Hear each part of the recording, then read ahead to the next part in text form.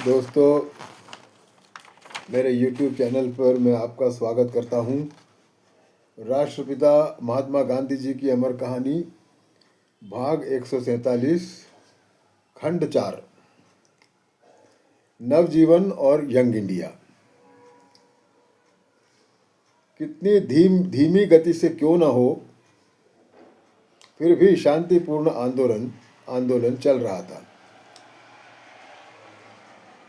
ये जो आंदोलन चल रहा था, ये रोलट एक्ट के खिलाफ जो है चल रहा था। पिछले कई भागों से उसी के संदर्भ में बापू लिखते रहे हैं।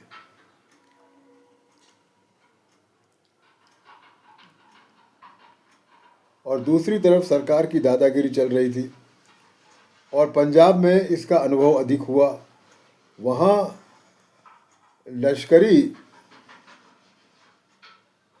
लश्करी कायदा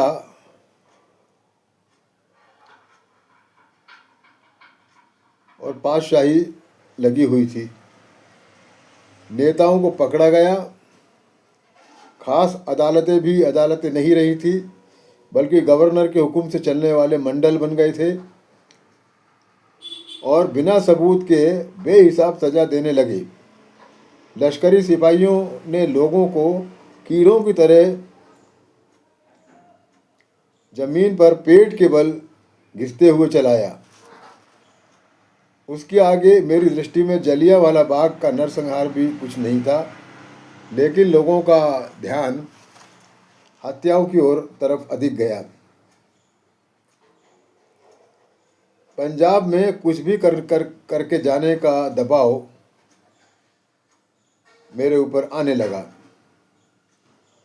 मैंने वाइसराय को पत्र लिखा, तार किए, लेकिन अनुमति नहीं मिल रही थी और यदि बिना अनुमति के जाता तो प्रवेश नहीं मिलता था और सविनय भंग किया ऐसा समाधान होता। बस इतना ही।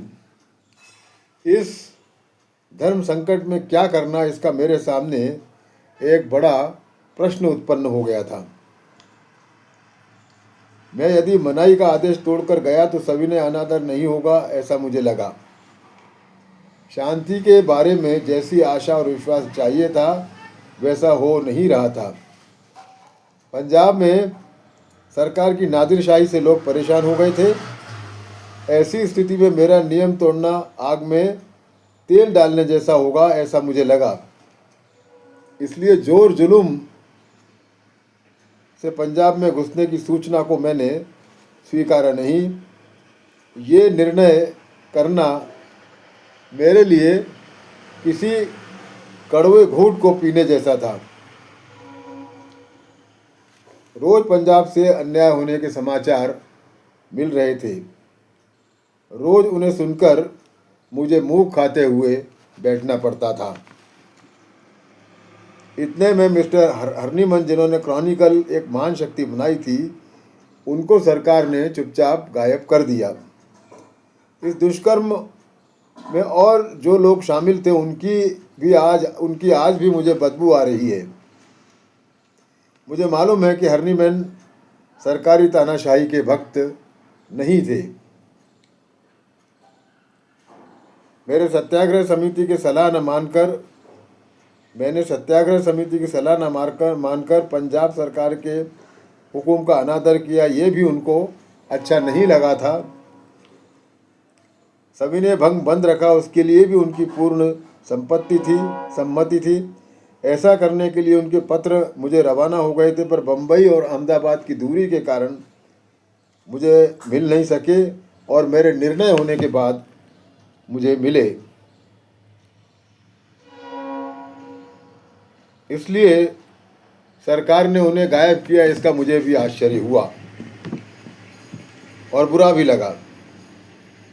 ऐसा होने के कारण क्रॉनिकल के व्यवस्थापकों ने उस पत्र को चलाने का बोझा मेरे ऊपर डाल दिया। मिस्टर ब्रेलवी थे, इसलिए मुझे कुछ करना नहीं पड़ा, पर यह जवाबदारी मुझे भारी पड़ी। पर मुझे बहुत समय उसे निभाना नहीं पड़ा। सरकार की कृपा से क्रॉनिकल को बंद कर दिया गया। जिनके हाथ में क्रॉनिकल की व्यवस्था थी वही यंग इंडिया की भी व्यवस्था देखते थे।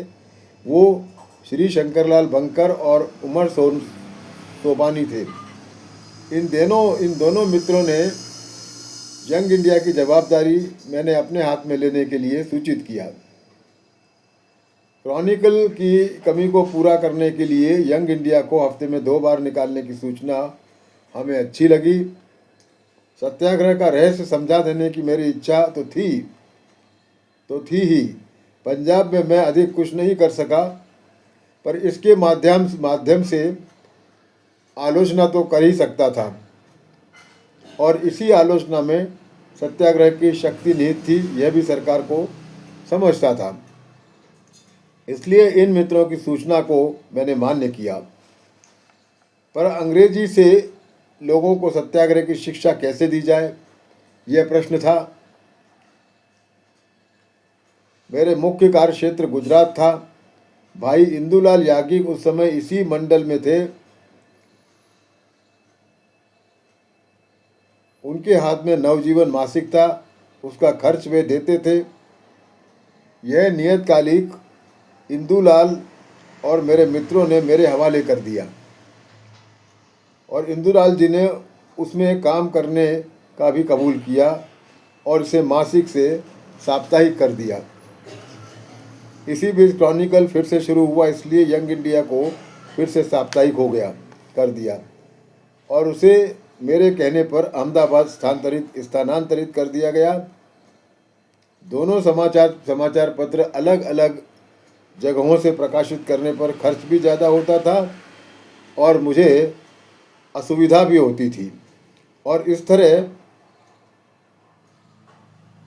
के समाचार पत्रों के लिए छापा खाना भी चाहिए था। ये तो मुझे इंडियन ओपिनियन जब मैंने शुरू किया साउथ अफ्रीका में, तब मुझे समझ में आ गया था।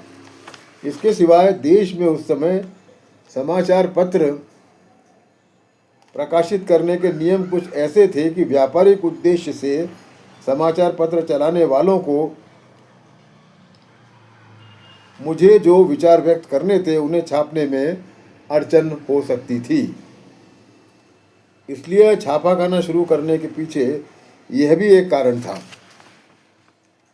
और ऐसा सिर्फ अहमदाबाद में ही संभव था। इसलिए मैं यंग इंडिया को वहाँ ले गया। इन दोनों समाचार पत्रों के माध्यम से मैंने राष्ट्र को सत्याग्रह की शिक्षा देना आरंभ किया।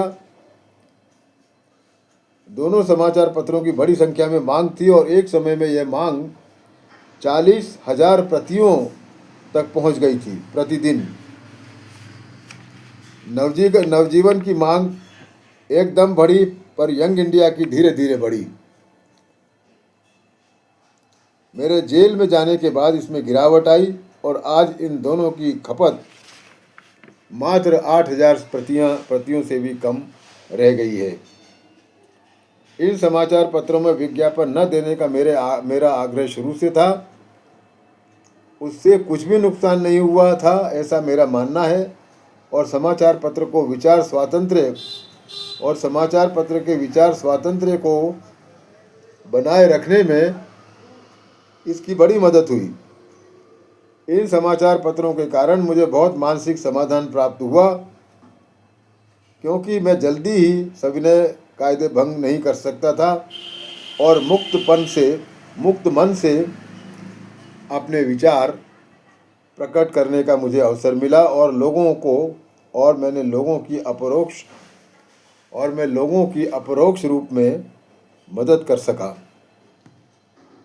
इन दोनों समाचारों ने इमरजेंसी के समय लोगों की अच्छी सेवा की, और लश्करी कायदे का अमल हल्का करने में भी मदद की। और इसी के साथ ये अध्याय यहाँ समाप्त होता है। आपका बहुत बहुत धन्यवाद।